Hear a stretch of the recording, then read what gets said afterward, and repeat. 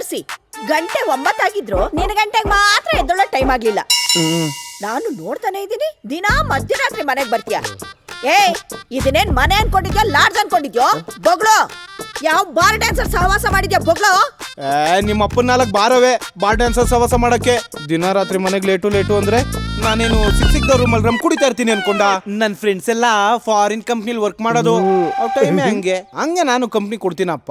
ಗೊತ್ತು ಕಣೋ, ನಿನ್ ಕಚಡ ಕಂತ್ರಿ ಫ್ರೆಂಡ್ಸ್ಗಳು ದೊಡ್ಡ ಡ್ರಾಮಾ ಕಂಪ್ನಿ ಆರ್ಟಿಸ್ಟ್ಗಳು ಅಂತ.